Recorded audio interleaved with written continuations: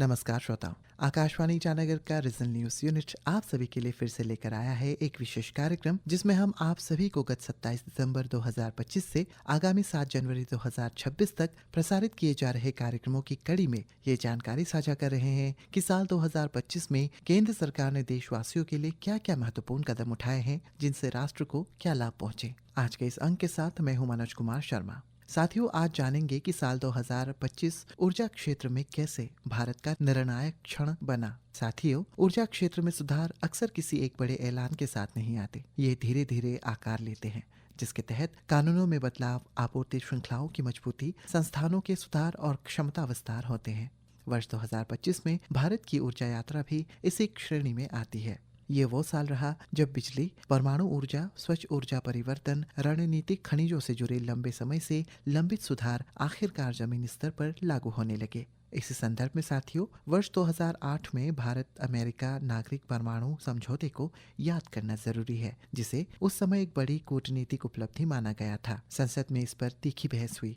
तत्कालीन यूपीए सरकार ने इसे व्यापक रूप से प्रचारित किया और कहा गया कि भारत दशकों की परमाणु अलग थलग स्थिति से बाहर निकल आया है। लेकिन हकीकत में दोस्तों, कांग्रेस शासन के दौरान जमीनी स्तर पर बहुत कम बदलाव आया। भारत का परमाणु क्षेत्र कठोर दायित्व कानूनों में जकड़ा रहा, निजी भागीदारी से वंचित रहा और 1960 के दशक की पुरानी कानूनी संरचना में ही फंसा रह गया। जो समझौता अंतर्राष्ट्रीय सहयोग खोलने वाला था, वही भारत को एक तरह की अनिश्चितता में बंधा छोड़ गया। श्रोता मित्रों, यही अंतर बताता है कि वर्ष 2025 क्यों महत्वपूर्ण है। 17 साल बाद भारत ने केवल परमाणु कूटनीति के प्रतीकों को नहीं दोहराया, बल्कि उसके बाद हुई संरचनात्मक उपेक्षा को भी बदला। 2025 के सुधार घोषणाओं की नहीं, बल्कि $4 ट्रिलियन की अर्थव्यवस्था को ऊर्जा देने वाली प्रणालियों के पुनः निर्माण की कहानी है। 2025 का निर्णायक सुधार परमाणु ऊर्जा क्षेत्र में हुआ। शांति विधेयक के पारित होने के साथ ही भारत ने उस ढांचे को तोड़ दिया जिसने 6 दशकों से नागरिक परमाणु क्षेत्र को जकड़ रखा था। परमाणु ऊर्जा की हिस्सेदारी कम इसलिए नहीं थी कि उसकी जरूरत नहीं थी, बल्कि इसलिए थी क्योंकि परमाणु दायित्व नियम और नियामक अस्पष्टता से विस्तार को लगभग असंभव बना दिया था। शांति सुधार की खासियत केवल निजी भागीदारी खोलना नहीं है, बल्कि ये है कि विकास को सुरक्षा और स्पष्ट जवाबदेही के साथ संभव बनाया जा सके।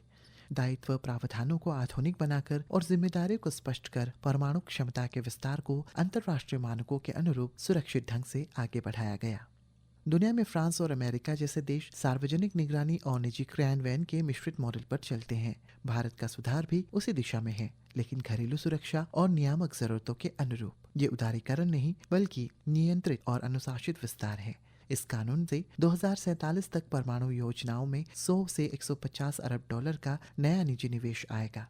परमाणु ऊर्जा उत्पादन में लगभग 14 गुना वृद्धि होगी और जीवाश्म ईंधन में होने वाले कार्बन उत्सर्जन में कमी आएगी। ये बदलाव इसलिए अहम है क्योंकि नवीकरणीय ऊर्जा आवश्यक होते हुए भी ग्रिड में उतार चढ़ाव लाती है। जैसे जैसे सौर और पवन ऊर्जा बढ़ती है, स्वच्छ और भरोसेमंद बेस लोड बिजली की जरूरत और स्पष्ट होती जाती है और ये भूमिका परमाणु ऊर्जा निभाती है। दोस्तों, 2025 में भारत ने प्रतीकों से आगे बढ़कर संतुलित और सुरक्षित ऊर्जा मिश्रण का रास्ता खोला। कुछ समय पहले तक लिथियम, कोबाल्ट, निकेल और दुर्लभ पृथ्वी तत्व भारत की ऊर्जा चर्चा में हाशिए पर थे। इन्हें रणनीतिक जोखिम नहीं, बल्कि केवल खरीद फरोख्त का मुद्दा माना जाता था। लेकिन वैश्विक आपूर्ति बाधाओं ने ये भ्रम तोड़ दिया और दिखाया कि स्वच्छ तकनीकी इतनी सीमित आपूर्ति श्रृंखलाओं पर निर्भर होती है। किंतु 2025 में इस कमी को भी दूर कर दिया गया। राष्ट्रीय महत्वपूर्ण खनिज मिशन की शुरुआत एक रणनीतिक मोड़ है, जिसे लगभग 32,000 करोड़ के सार्वजनिक निवेश का समर्थन मिला। ये मिशन ई मोबिलिटी, नवीकरणीय ऊर्जा, इलेक्ट्रॉनिक्स, एरोस्पेस और रक्षा के लिए आवश्यक 24 प्रमुख खनिजों को कवर करता है।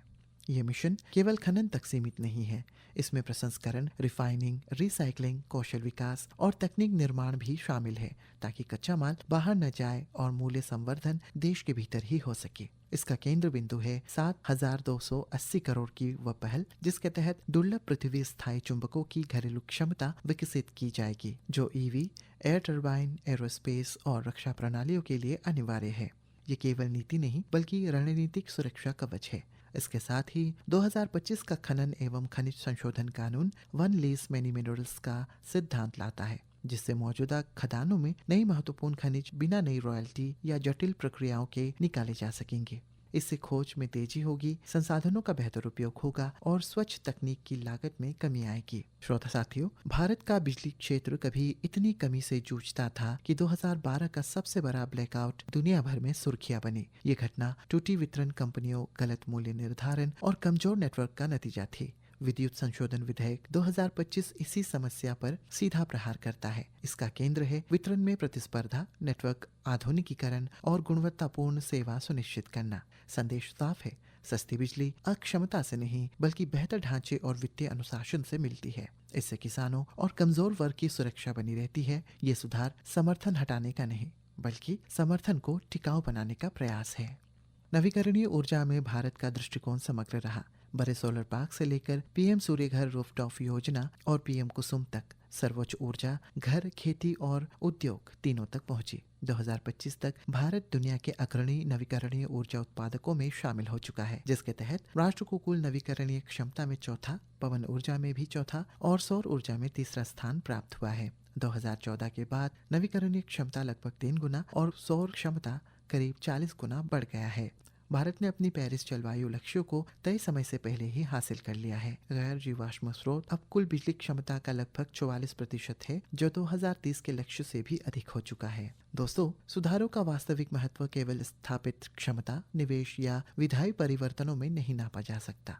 इसका असली असर घरों में निर्बाधित बिजली, उद्योगों की स्थिरता, किसानों की सिंचाई और देश की रणनीतिक आत्मनिर्भरता में दिखाई देती है। वर्ष 2025 इस दृष्टि से निर्णायक रहा, क्योंकि इस दौरान भारत ने केवल नीतिगत इरादों की घोषणा नहीं की बल्कि उन संस्थागत कमियों को दूर किया जो दशकों से ऊर्जा क्षेत्र की प्रगति में बाधा बनी हुई थी। परमाणु ऊर्जा में सुधारों के माध्यम से सुरक्षा और जवाबदेही को वैश्विक मानकों के अनुरूप सुदृढ़ किया गया। वही महत्वपूर्ण खनिजों पर केंद्रित रणनीति में ऊर्जा संक्रमण को औद्योगिक और भू राजनीतिक दृष्टि से सुरक्षित आधार प्रदान किया गया। बिजली क्षेत्र में हुए सुधार ये दर्शाते हैं कि भारत अब संकट प्रबंधन से आगे बढ़कर दीर्घकालिक प्रणाली निर्माण की ओर अग्रसर है, जहां सामाजिक संरक्षण को बनाए रखते हुए वित्तीय अनुशासन और अवसंरचनात्मक दक्षता पर बल दिया जा रहा है। नवीकरणीय ऊर्जा के क्षेत्र में प्राप्त पैमाने और समय से पूर्व लक्ष्य पूर्ति ने भारत को केवल एक महत्वाकांक्षी देश नहीं बल्कि भरोसेमंद क्रियान्वयता के रूप में भी स्थापित किया है। अतीत में जहां ऊर्जा सुधार प्रतीकों और घोषणाओं तक सीमित रह जाते थे, वही 2025 में भारत निर्णायक रूप से क्रियान्वयन के चरण में प्रवेश करता दिखाई देता है। ऊर्जा नीति अब केवल कमी प्रबंधन का उपकरण नहीं बल्कि $4 ट्रिलियन की अर्थव्यवस्था को सशक्त बनाने वाली संरचनात्मक नींव के रूप में भी उभर रही है। जहाँ पहले प्रयास केवल मंशा और प्रतीकों तक ही सीमित थे,